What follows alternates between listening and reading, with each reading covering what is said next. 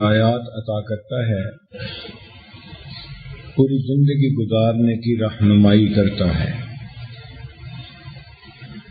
آداب کہتے ہیں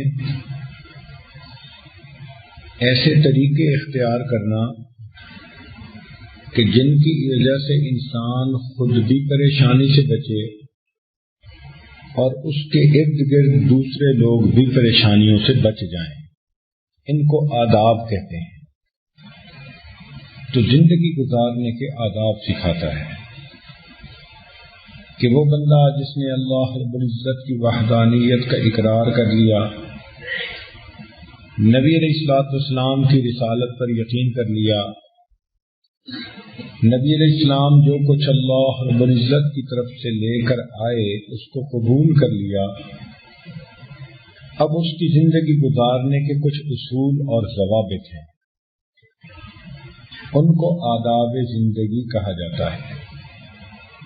اس کی مثال یوں سمجھ لیجئے کہ دنیا ٹریفک کے قانون اس لیے بناتی ہے کہ گاڑی چلانے والا خود بھی محفوظ رہے اور دوسرے لوگ جو گاڑیاں چلا رہے ہیں وہ بھی محفوظ رہیں۔ تو قوانین بنائے جاتے ہیں لوگوں کی جان کی حفاظت ہو، مال کی حفاظت ہو۔ شریعت نے پوری زندگی کے قوانین بتا دیے، چنانچہ کتابیں پڑھیے، کھانے کا طریقہ، پینے کا طریقہ، سونے کا طریقہ، بولنے کا طریقہ، ایک دوسرے کو ملنے کا طریقہ، ایک دوسرے کے حقوق جو عائد ہوتے ہیں، ان تمام چیزوں کی تفصیل کتب کے اندر موجود ہے۔ چنانچہ نبی علیہ الصلوۃ والسلام نے ایک مسلمان کی ڈیفینیشن بتائی۔ یہ ایک ایسی حدیث پاک ہے کہ جی چاہتا ہے کہ ہر کلمہ گو کو یہ حدیث یاد ہو، ہے بھی چھوٹی سی، ہر مرد یاد کر سکتا ہے، ہر عورت یاد کر سکتی ہے، اور اس کے معنی کا بھی پتہ ہو، اور یہ حدیث پوری زندگی پیش نظر رہے۔ نبی علیہ الصلوۃ والسلام نے مختلف الفاظ کے ذریعے سے بعض چیزوں کی تعریف کروائی۔ مثلاً فرمایا کہ المجاہد من جاہد نفسہ فی طاعت اللہ، مجاہد وہ ہوتا ہے جو اللہ تعالی کی اطاعت کے بارے میں اپنے نفس کے ساتھ مجاہدہ کرے، اس کو مجاہد کہتے ہیں۔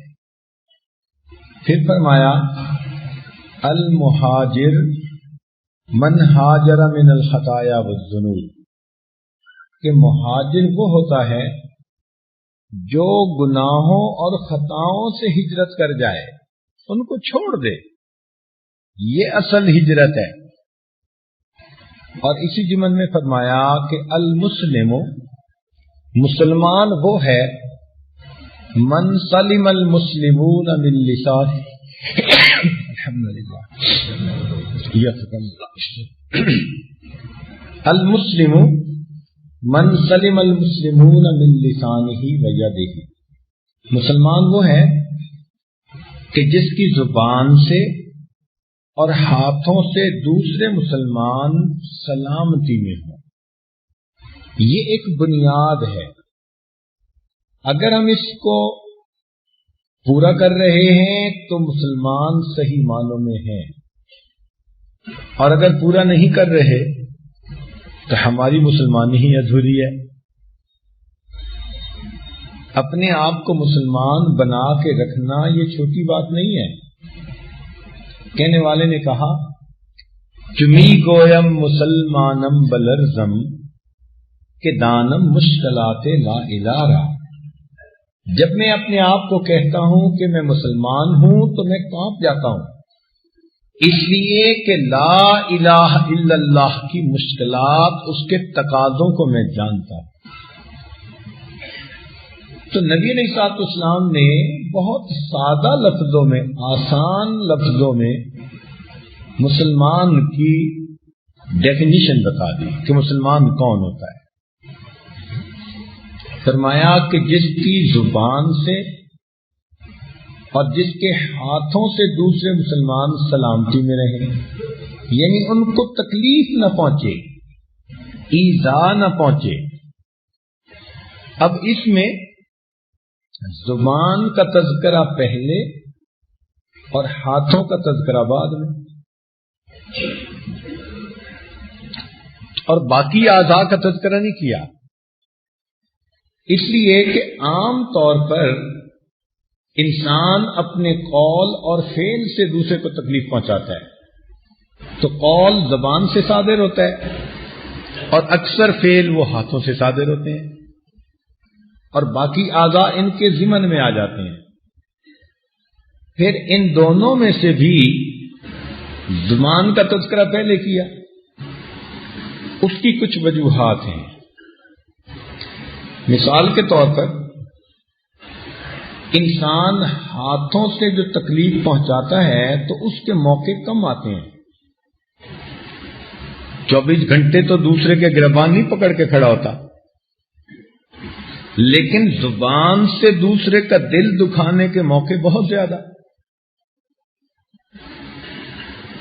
جب چاہا زبان سے ایک فکرہ بول دیا اور یہ دوسرے کے دل میں جا کر ایسے چبھا کہ اس کو چیر کے رکھ دیا۔ پھر غور کیجئے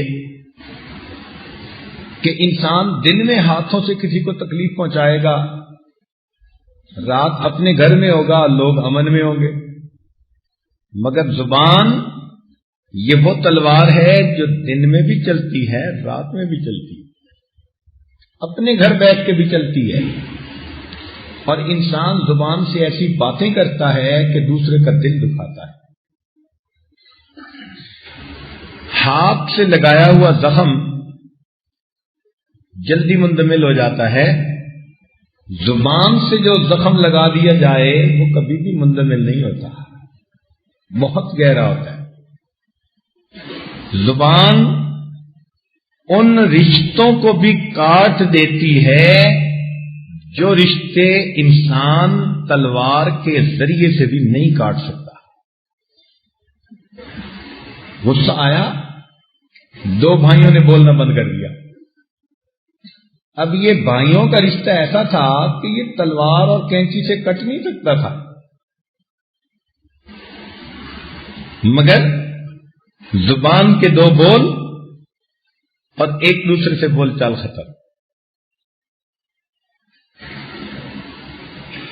تو معلوم ہوا کہ زبان کا نقصان ہاتھ کی نسبت بہت زیادہ ہے۔ پھر ہاتھ سے نقصان پہنچانے میں مشقت لگتی ہے، اور زبان سے تو کوئی مشقت ہی نہیں۔ ایک بچہ بھی نقصان پہنچا سکتا ہے، عورت بھی نقصان پہنچا سکتی ہے۔ ہاتھ سے تو نقصان پہنچائے گا نا جب دوسرے سے زیادہ طاقتور ہوگا، اور اگر اگلا طاقتور ہوا تو الٹا 2 اپنے منہ پہ لگ جائیں گی۔ لیکن زبان سے انسان جس کو چاہے دل دکھا سکتا ہے۔ پھر ہاتھوں سے انسان نقصان پہنچاتا ہے اس بندے کو جو سامنے موجود ہو، مگر زبان سے نقصان پہنچانے کے لیے، تکلیف پہنچانے کے لیے سامنے ہونا کوئی ضروری نہیں، غائب کو بھی نقصان پہنچا سکتا ہے، بلکہ اپنے پچھلوں کو بھی نقصان پہنچا سکتا ہے، ایذا پہنچا سکتا ہے۔ چنانچہ انسان غیبت کرتا ہے گزرے ہوئے لوگوں کی، ان کو دکھ دیتا ہے، جبکہ زبان کے بجائے ہاتھ سے انسان ان کو کوئی دکھ نہیں پہنچا سکتا۔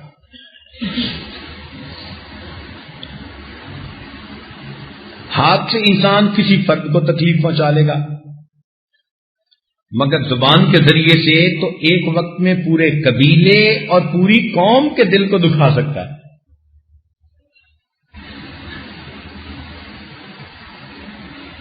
تو اس لیے نبی علیہ الصلوۃ والسلام نے زبان کو مقدم فرمایا اور فرمایا کہ من سلم المسلمون من لسانہ و یدہ. یہ جو ہم دوسروں کو دکھ پہنچاتے ہیں اس کے 7 درجے ہیں. سب سے پہلا درجہ ہے کہ انسانوں میں انسان اپنے ماں باپ کا دل دکھائے، جائز شرعی چیزوں میں ان کی نافرمانی کرے.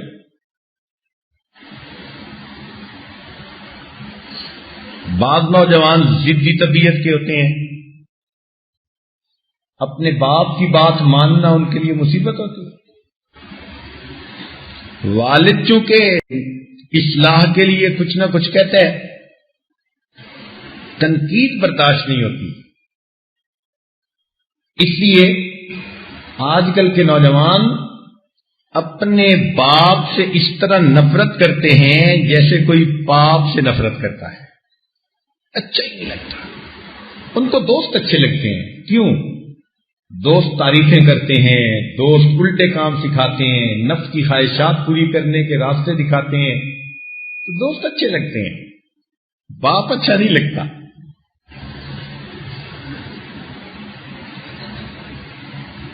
ایسی بچیاں جوان العمر ہو جاتی ہیں، اپنی ماں کے ساتھ ضد کرتی ہیں، ماں کے سامنے بولتی ہیں.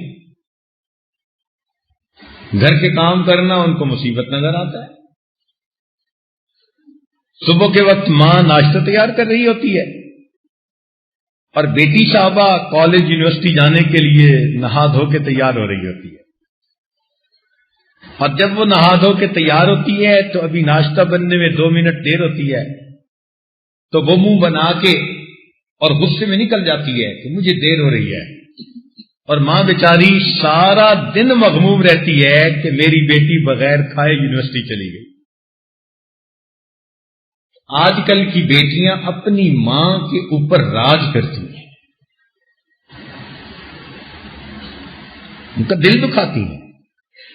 تو شرعی کاموں میں انسان ان کی بات کو مانے. ہاں کئی دفعہ ایسا بھی ہوتا ہے کہ فسق و فجور میں پڑھنے والے ماں باپ اپنے بچوں کو بھی دین سے روکتے ہیں. آج کل یہ بھی مصیبت ہے. ایک نوجوان نے اپنے چہرے پہ سنت سجائی، مجھے لا کے خط دکھایا.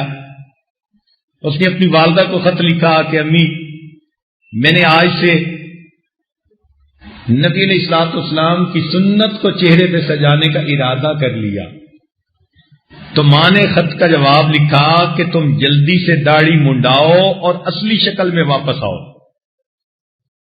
اب یہ مسلمان ماں ہے. اس کا اسلام کدھر گیا؟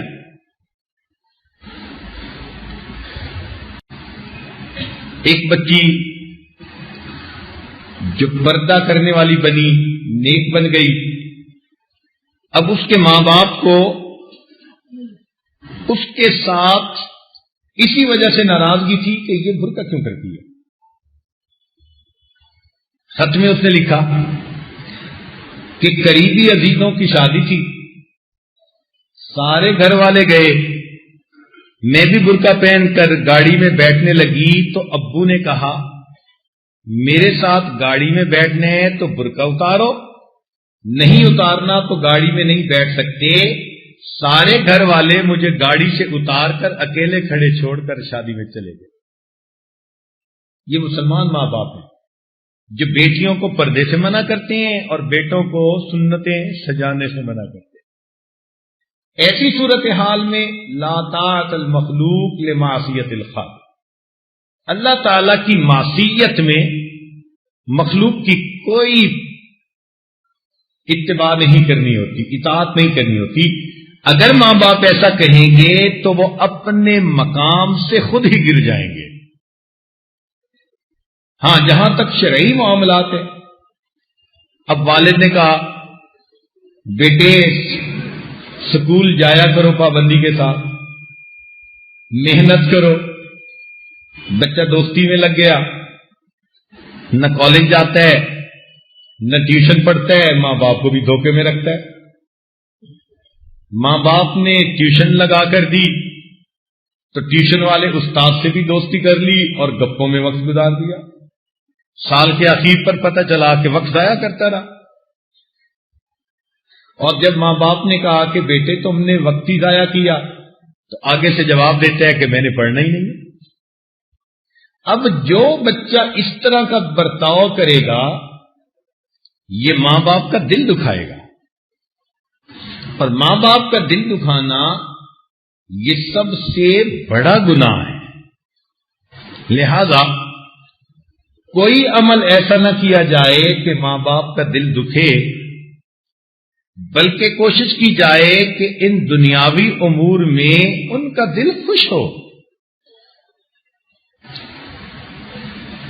ان کے ساتھ تعلق ایسا رکھا جائے کہ ان کا دل جیت لیا جائے، ان کی دعائیں لی جائیں۔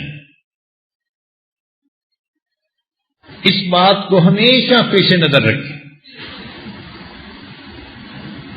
چنانچہ جو انسان اپنے استاد کی دعائیں لے گا علمی فیض اس کا بہت پھیلے گا، جو ماں باپ کی دعائیں لے گا اللہ اس کے رزق میں بہت برکت عطا فرمائے۔ تو رزق کی برکت ماں باپ کی دعا کے ساتھ اور علم کی برکت پیر استاد کی دعا کے ساتھ۔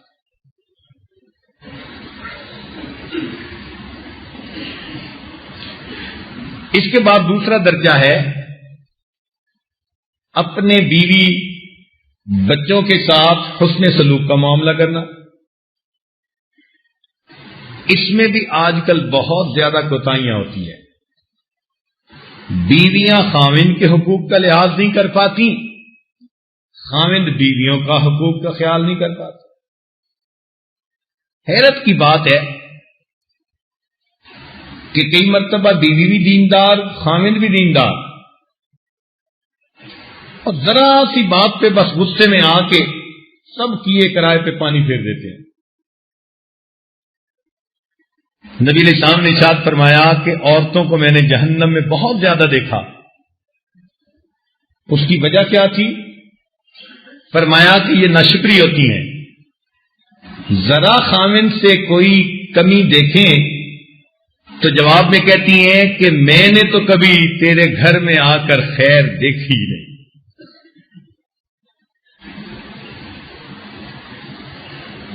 اس ایک فکرے کے بولنے کی وجہ سے اس خاوند کی ساری زندگی کی جو بھلائی تھی، اچھائی تھی، اس پر پانی پھیر دیا۔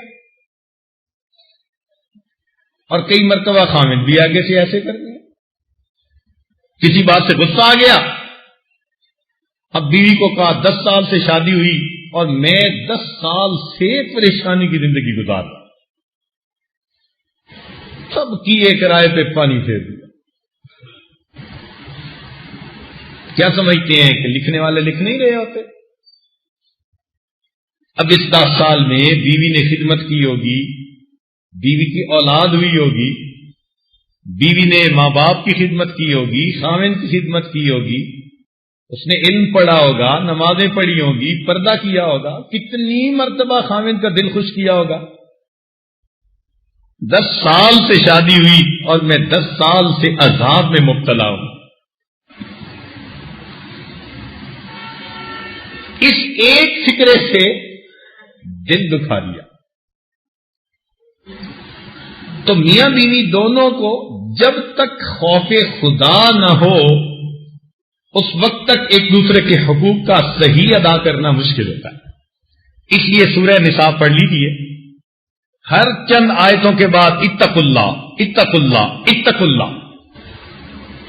اس صورت میں اتقوا اللہ کا لفظ اتنا استعمال ہوا کہ حیران ہوتا ہے بندہ، کیوں؟ اللہ تعالیٰ جانتے تھے کہ جب تک دل میں اللہ کا خوف نہیں ہوگا یہ ایک دوسرے کے اتنے قریبی تعلق کو ادا کرنے میں ہمیشہ کوتاہیاں کریں گے۔ یہ اللہ کا ڈر ہی ہوتا ہے جو بندہ اپنے آپ کو سنبھال لیتا ہے، ورنہ تو پھر غصہ آتے ہے تو بس مردوں کے ہاتھ نہیں رکتے، عورتوں کی زبان نہیں رکتی۔ اور اچھی بلی بیویوں کو کہہ دیتے ہیں بس میں دوسری شادی کر رہا ہوں. یاد رکھیں جب بیوی کو آپ نے یہ الفاظ سنا دیے کہ میں اور شادی کروں گا یا کر لوں گا تو آپ نے اس کے اعتماد کو ختم کر دیا. پھر شیطان اس کے ذہن کو خراب کر سکتا ہے. اس کو بھی سکھاتا ہے کہ تم بھی اپنے والدین سے تعلق زیادہ جوڑ کے رکھو تاکہ اگر خامن چھوڑے تو ماں باپ تو تمہیں پاس رکھ لے، اور اگر ماں باپ نہ ہوں گے تو شیطان اس کو گناہ کا موقع سکھائے. تم کسی سے تعلق جوڑ کے رکھو، یہ دھتکارے گا تو کوئی تو قبول ہی کر لے. اتنا یہ خطرناک لفظ ہے، اور ذرا سی بات پہ آج کل مرد اس کو استعمال کر لیتے ہیں. شریعت نے فرمایا خیرکم خیرکم لأہلہ، تم میں سے سب سے اچھا وہ ہے جو اپنے اہل خانہ کے لیے بہتر ہے. اور نبی علیہ السلام نے ارشاد فرمایا کہ میں تم میں سے اپنے اہل خانہ کے لیے سب سے بہتر ہوں.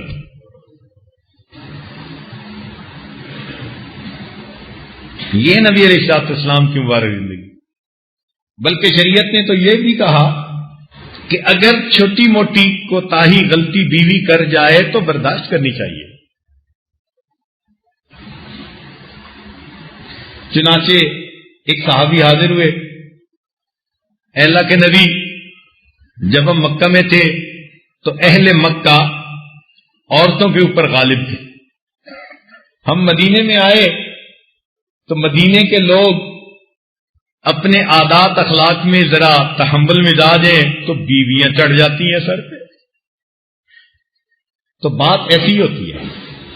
حضرت اکبر ثانوی رحمۃ اللہ فرماتے ہیں کہ جو نیک لوگ ہوتے ہیں نا ان کی بیویاں 1.5 قسم ہوتی ہیں. ان کو تسلی ہوتی ہے اچھا بندہ ہے، تو وہ کئی دفعہ ناز میں بدتمیزی بھی کر جاتی ہیں، مگر شریعت نے اس بدتمیزی کے برداشت کرنے پر بھی اجر بتایا. سنیے، ایک مرتبہ نبی علیہ الصلوۃ والسلام اور سیدہ عائشہ صدیقہ رضی اللہ تعالی عنہا کے درمیان کسی بات پہ بات بڑھ گئی. اب میاں بیوی کا تعلق ہے، اللہ تعالی کی شان کے ادھر سے صدیق اکبر لانو آ گئے. تو نبی علیہ السلام نے فرمایا کہ چلو ابو بکر کو ہم منصف بنا لیتے ہیں، یہ ہمارا فیصلہ کر دیں گے. تو جیسے ہی نبی علیہ السلام نے فرمایا کہ منصف بناتے ہیں تو عائشہ صدیقہ رضی اللہ عنہا نے کہا کہ ہاں آپ سچی سچی سب بات بتا دیں. تو جب انہوں نے کہا نا سچی سچی سب بات بتا دیں تو صدیق اکبر رضی اللہ عنہ کو غصہ آیا. وہ باپ تھے، انہوں نے عائشہ صدیقہ کے ایک تھپڑ لگایا، کہا تو کیا سمجھتی ہے کہ اللہ کے نبی کوئی غلط بات کریں گے؟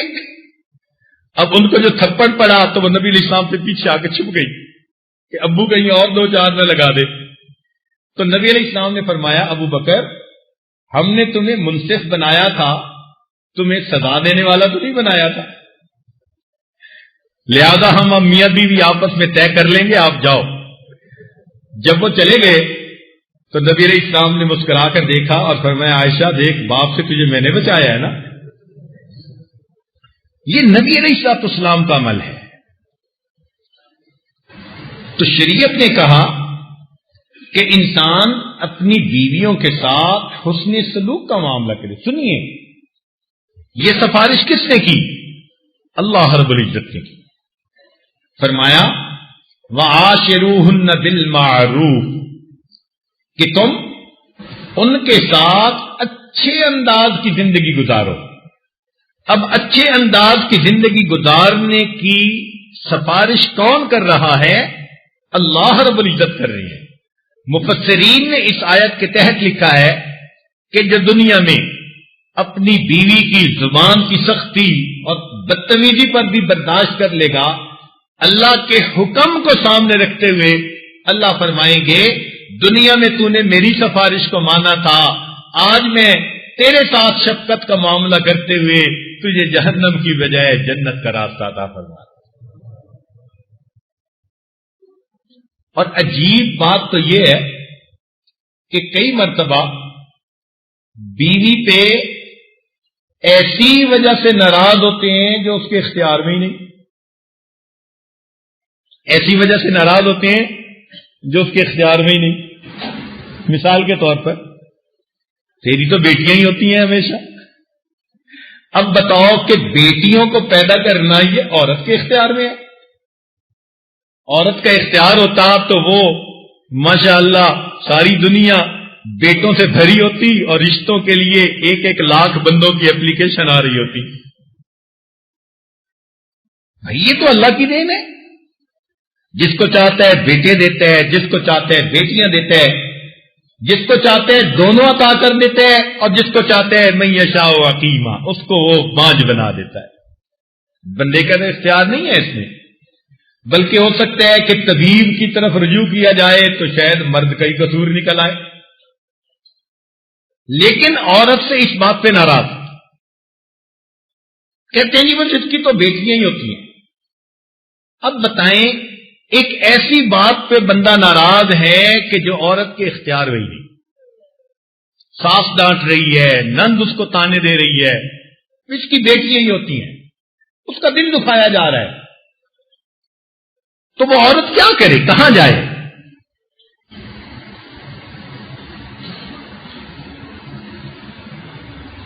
تو میاں بیوی کا یہ معاملہ اتنا قریب کا ہے کہ اللہ تعالی کا خوف دل میں ہو، پھر انسان اس حق کو صحیح طرح ادا کر سکتا ہے۔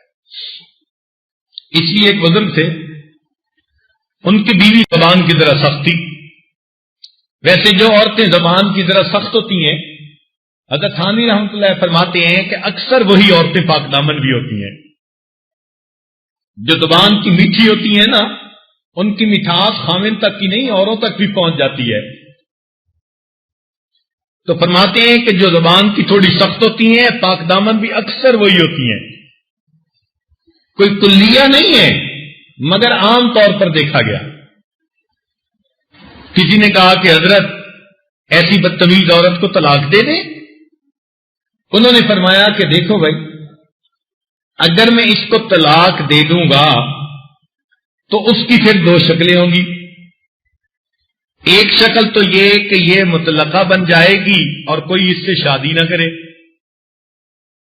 تو یہ دکھ کی زندگی گزارے گی اور دکھ کا سبب میں بنوں گا۔ اور دوسرا شکل یہ کہ یہ شادی کرے گی تو جو عادت اب ہے وہ پھر بھی رہے گی، تو دوسرے خاوند کا دل دکھائے گی اور اس مسلمان کا دل دکھنے کا سبب بھی میں بنوں گا۔ لہذا میں چاہتا ہوں کہ میں جو برداشت کر رہا ہوں برداشت کروں، میری وجہ سے کسی اور بندے کا دل نہ دکھے۔ طلاق نہیں دیتے تھے۔ اللہ والوں کی سوچ دیکھو کہاں جاتی ہے۔ تو فرمایا کہ جس کی زبان سے اور جس کے ہاتھ سے کسی مسلمان کا دل نہ دکھے۔ نبی علیہ الصلوۃ والسلام اتنا لحاظ فرماتے تھے، حدیث پاک میں آتا ہے کہ آپ صلی اللہ علیہ وسلم عائشہ صدیقہ رضی اللہ تعالی عنہا کے ساتھ ایک بستر پر لیٹے ہوئے ہیں، تہجد کا وقت ہو گیا، تو آپ صلی اللہ علیہ وسلم پائنتی کی طرف اتنا آہستہ آہستہ اترے کہ آہٹ نہ ہو، کوئی حرکت نہ ہو، ان کی آنکھ نہ کھل جائے، اور پھر نبی علیہ السلام پیدل چلے، ننگے پاؤں چلے کمرے میں، اور پھر جوتے باہر آ کر پہنے اور جنت بقیع چلے گئے۔ عائشہ صدیقہ رضی اللہ عنہا کی آنکھ تو کھل گئی، وہ بڑی حیران کہ بھئی اتنے دبے پاؤں اٹھ کے جانے کا کیا مطلب؟ وہ بھی پیچھے سے آئیں تو نبی علیہ السلام جنت بقیع سے واپس آ رہے تھے۔ انہوں نے جب دیکھا کہ اللہ کے نبی واپس آ رہے ہیں، وہ بھی دوڑی اور واپس اپنے کمرے میں آ کے بستر پر لیٹ گئی۔ نبی علیہ السلام تشریف لائے تو آپ نے محسوس کیا کہ تھوڑا سانس پھولا ہوا ہے، دوڑ کے جو آئی تھی۔ فرمایا عائشہ کیا ہوا؟ بتایا کہ میں آپ کے پیچھے گئی تھی۔ کیوں گئی تھی؟ اللہ کے نبی آپ اتنا خاموش اور بڑے دبے انداز سے جو یہاں سے نکل کر گئے، تو فرمایا کہ عائشہ میں نے اس لیے طریقہ اختیار کیا کہ میری وجہ سے تمہاری نیند میں خلل نہ آ جائے. اب اندازہ لگائیے، اللہ کے پیارے محبوب صلی اللہ علیہ وسلم فرماتے ہیں میری وجہ سے تمہاری نیند میں خلل نہ آ جائے.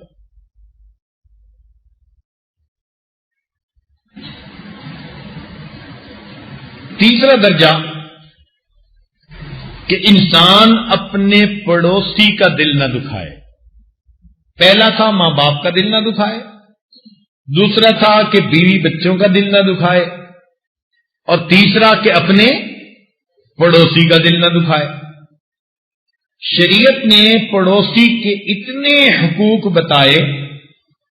نبی علیہ السلام نے ارشاد فرمایا کہ جبرائیل میرے پاس پڑوسی کے حقوق کی تاکید کے لیے اتنی بار آئے، مجھے دل میں ڈر پیدا ہوا کہیں بندے کے مرنے کے بعد پڑوسی کو اس کی وراثت میں شامل نہ کر لیا جائے.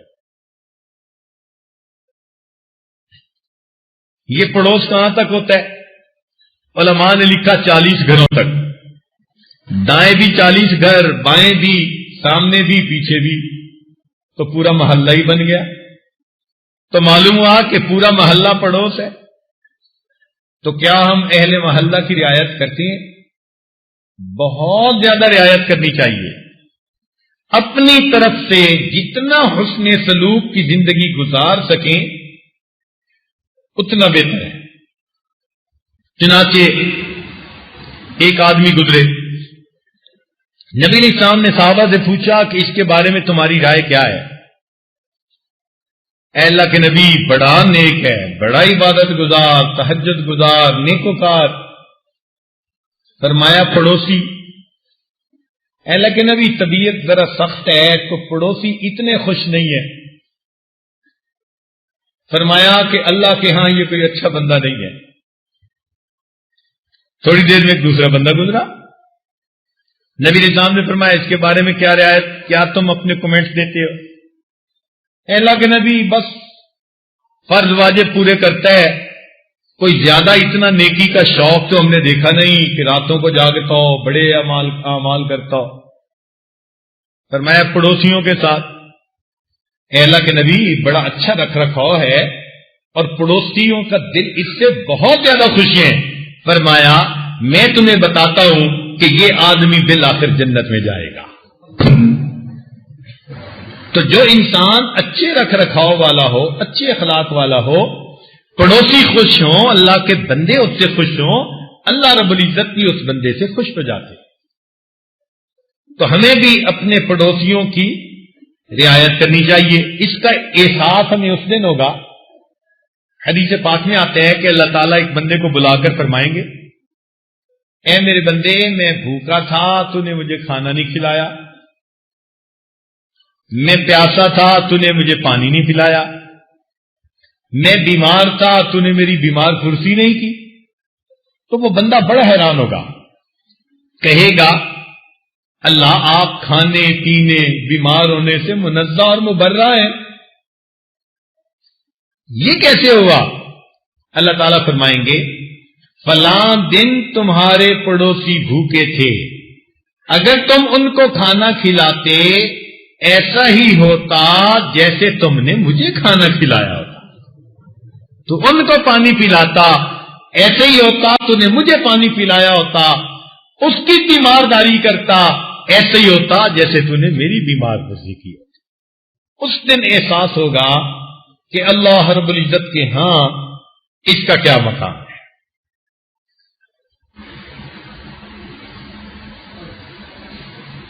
چوتھا درجہ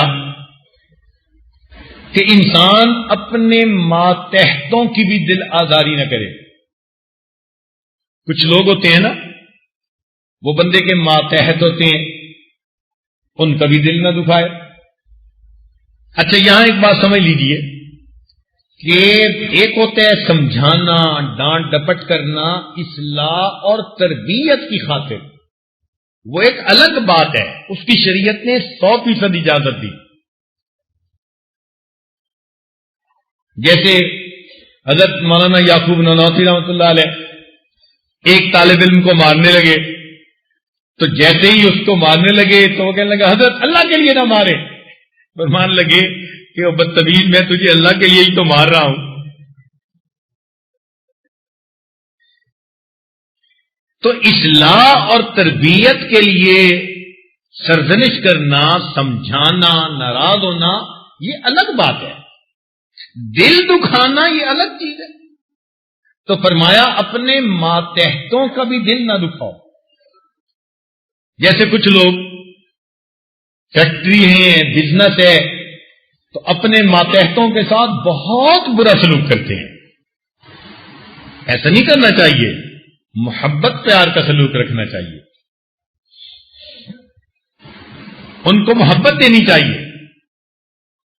چنانچہ نبی علیہ السلام نے ارشاد فرمایا کہ جو بندہ اپنے ماتحتوں کا دل دکھائے گا فَأَنَا حَجِيجُهُ يَوْمَ الْقِيَامَةِ، میں قیامت کے دن اس ماتحت کا وکیل بن کر اس کو اس کا حق دلواؤں گا۔ اب سوچئے ذرا، اللہ کے پیارے محبوب صلی اللہ علیہ وسلم فرما رہے ہیں انا حجیجہ یوم القیامہ، میں قیامت کے دن اس کا اٹارنی بنوں گا اور میں اس بندے کو اس کا حق دلواؤں گا۔ اس لیے ایک آدمی تھا، اپنے ماتحتوں کے ساتھ بہت حسن سلوک کے ساتھ رہتا تھا، پیار محبت کے ساتھ۔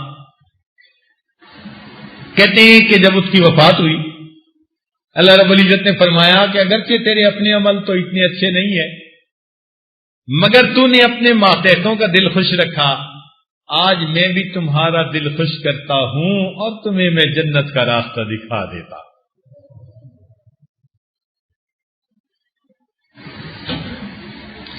پانچویں بات کہ انسان کسی مسلمان کا بھی دل نہ دکھائے۔ اب ذرا توجہ فرمائیے، ماں باپ کا دل نہ دکھائے، بیوی بچوں کا دل نہ دکھائے، بھائی بہن پڑوسی کا دل نہ دکھائے، اور پھر اس کے بعد ماتحتوں کا دل نہ دکھائے، اور پھر پانچویں بات فرمائی کہ کسی بھی مسلمان کا دل نہ دکھائے۔ شریعت کا حسن دیکھیے کہ عامت المسلمین کے بارے میں فرمایا کہ تم کسی کا دل نہ دکھاؤ۔ چنانچہ اب اس کا اندازہ اس سے ہوتا ہے کہ نبی علیہ السلام نے فرمایا کہ کل المسلم علی المسلم حرام دمہ و مالہ و عرضہ، مسلمان کا مال،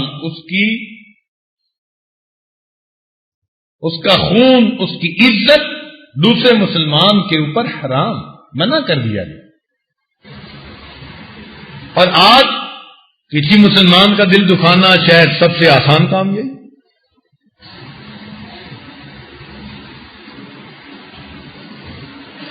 تو شریعت نے ہمیں اس بات سے منع فرمایا کہ تم مسلمان کی دل آزاری نہ کرو۔ اب ذرا دیکھیے کہ نبی علیہ الصلوۃ والسلام نے کہاں تک تاکید فرمائی۔ فرمایا کہ جو آدمی کچا پیاز کھائے جب تک اپنے منہ کو صاف نہ کرے تب تک مسجد میں مت آئے۔ کیوں منع کیا جا رہا ہے؟ اس لیے کہ اس کے منہ کی بدبو سے دوسرے مسلمانوں کو تکلیف پہنچے گی۔ فرمایا کہ تم نے مسجد میں آنے، خذوا زینتکم عند کل مسجد، زینت اختیار کرو، صاف ستھرے ہو کر خوشبو لگا کر مسجد میں آؤ تاکہ دوسرے مسلمانوں کو تکلیف نہ پہنچے۔ اور آج جس بندے کو نزلہ لگا ہو نا، بس ذرا دیکھا کریں، بڑی محفل میں بیٹھ کے ناک صاف کرے گا اور اس کو اتنا بھی احساس نہیں ہوتا کہ دوسرے لوگوں کو کتنی کراہت ہو رہی ہوتی ہے، بار بار ناک صاف کرے گا۔ اور بڑی محفل میں بھئی آپ ذرا 2 قدم اٹھ کے ایک طرف ہو جائیں، آپ اپنی ناک صاف کر لیں، لیکن نہیں، سکھایا کسی نے نہیں، محفل میں بیٹھ کے ایسا کرتے ہیں، گندے کپڑوں کے ساتھ مسجد میں آتے ہیں۔ شریعت نے یہاں تک رعایت فرمائی، سنیے اور دل کے کانوں سے سنیے۔ فقہا نے لکھا ہے کہ جس بندے کو برس کی بیماری ہو، سفید داغ کی، اور سفید داغ ایسے ہوں کہ دیکھ کے کراہت ہوتی ہو، اس کو چاہیے مسجد میں جماعت کی نماز پڑھنے کی بجائے گھر میں اکیلا پڑھ لے، اللہ اس کو جماعت کا ثواب وہی عطا فرما دے گا۔ لوگ دیکھیں گے، ان کو کراہت ہوگی، ان کو کراہت سے بچاؤ۔ اس سے اندازہ لگاؤ کہ شریعت نے دوسروں کا، مسلمانوں کا دل دکھانے کی کتنی رعایت فرمائی۔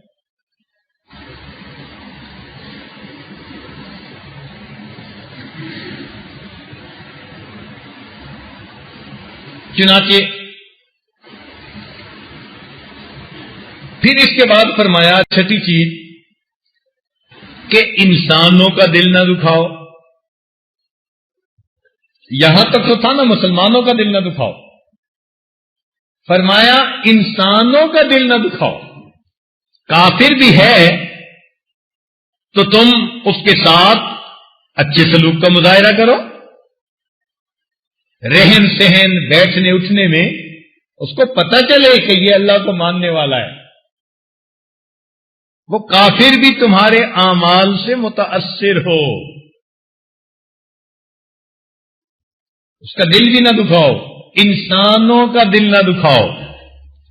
چنانچہ فرمایا دو باتیں کہ اگر تم راستے میں چل رہے ہو اور کوئی تکلیف ایذا دینے والی چیز پڑی ہے، کانٹے دار ٹہنی پڑی ہے، لوہے کی کوئی چیز پڑی ہے، کسی کا گاڑی کا ٹائر پنکچر ہو سکتا ہے، کسی کے پاؤں میں لگ سکتا ہے، کوئی پتھر پڑا ہے، تو اماطۃ الاذى عن الطریق، تم راستے سے اس تکلیف دینے والی چیز کو ہٹا لو گے، اللہ تعالیٰ تمہیں صدقہ کرنے کا ثواب عطا فرما دے۔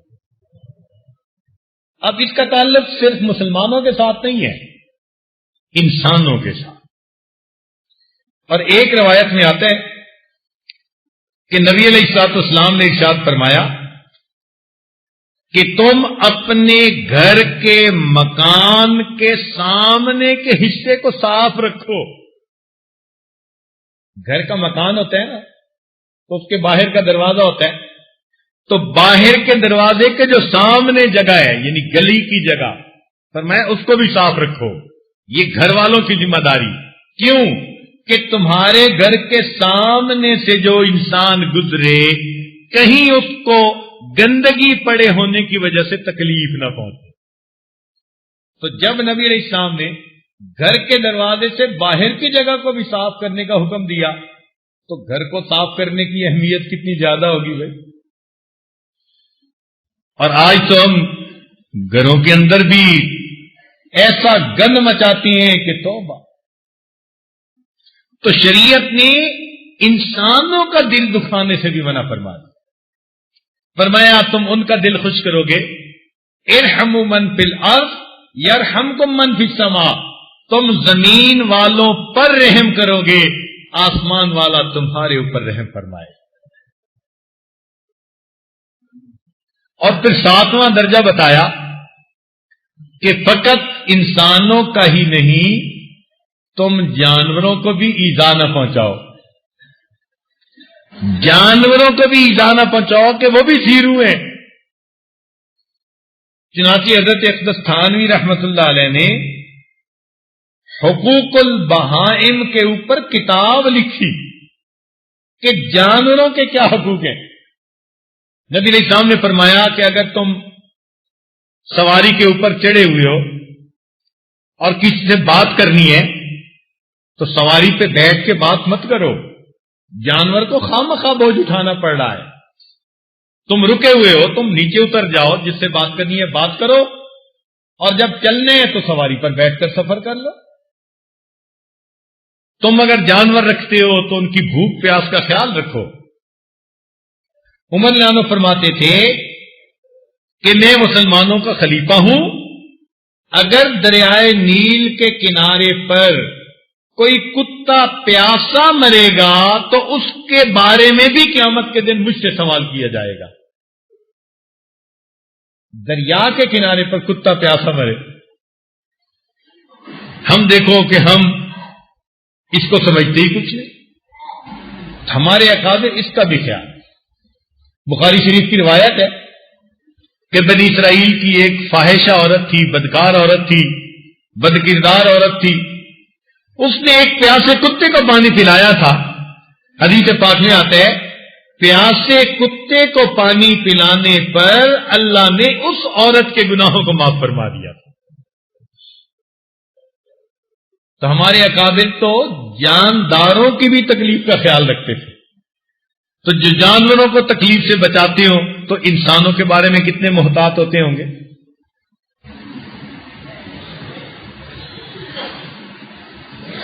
کتاب میں لکھا ہے کہ ایک محدث تھے، فوت ہوئے.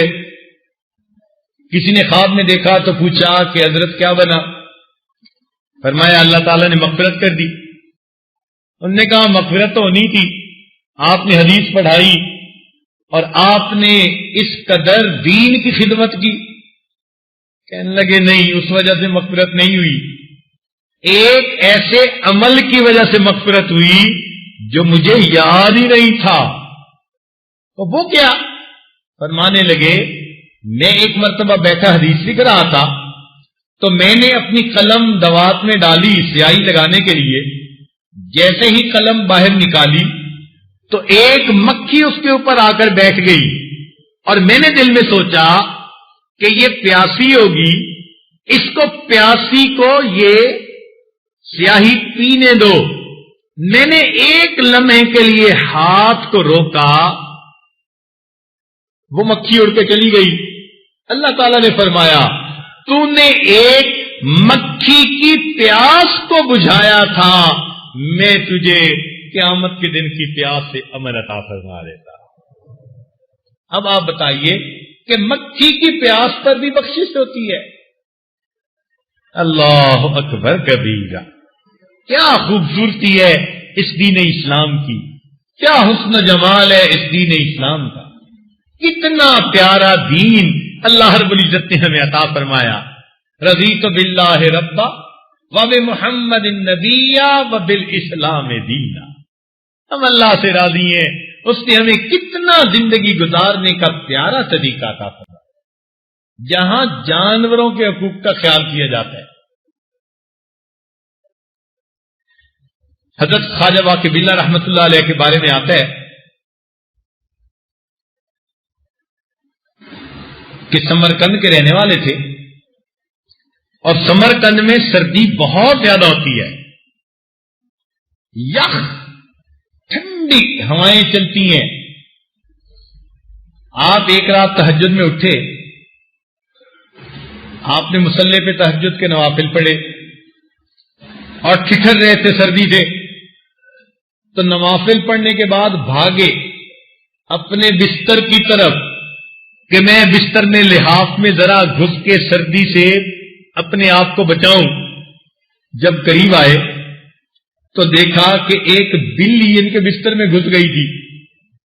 تو خیال آیا کہ بلی کی نیند خراب ہوگی، چنانچہ یہ مصلی پر بیٹھ کر ٹھٹرتے رہے. جس رات انہوں نے یہ عمل کیا اس رات ان کے شیخ کے دل میں اللہ تعالیٰ نے الہام فرمایا کہ ان کا یہ عمل قبول ہوا اور ان کو کہو کہ یہ سفر کریں. اس سفر کی وجہ سے ایک بہت بڑی شخصیت ان سے بیعت ہو کر فیض پائے گی اور دنیا میں فیض پھیلے گا. چنانچہ شیخ کے حکم پر خواجہ باقی باللہ رحمت اللہ علیہ وہاں سے سفر کر کے دہلی آئے اور یہاں امام ربانی حضرت مجدد الفسانی رحمت اللہ علیہ ان سے بیعت ہوئے. ایک بلی کے آرام کا خیال رکھنے پر اللہ نے ایسا ان کو شاگرد عطا فرمایا. تو اگر ان جانوروں کا لحاظ کرنے پر اتنی رحمتیں ہیں تو انسانوں کا لحاظ کرنے پر، مسلمانوں کا لحاظ کرنے پر مسلمان بھی، رشتہ دار بھی ہوں، قریبی بھی ہوں، ماں باپ، بہن بھائی، بیوی بچے، دوست احباب، ان کی رعایتیں کرنے پر اللہ کی طرف سے کیا انعام ملے گا؟ لہذا اچھا انسان وہی جو کسی کا دل نہ دکھائے، اچھا انسان وہی جو کسی کا، بس اس اجتماع کا نچوڑ اس بات کو سمجھ لیجئے کہ آج کے بعد ہم نے ایسی زندگی گزارنی ہے ہمارے قول سے، فعل سے اللہ کی کسی مخلوق کو تکلیف نہ پہنچے۔ اگر ہم نے ایسا سیکھ لیا، آپ سمجھ لیں کہ ہم صحیح معنوں میں مسلمان بن گئے۔ اللہ تعالیٰ ایسی زندگی گزارنے کی توفیق عطا فرمائے اور اس کے بدلے ہمیں قیامت کے دن کی ذلت و رسوائی سے محفوظ فرمائے۔ وآخر دعوانا ان الحمد للہ رب العالمین۔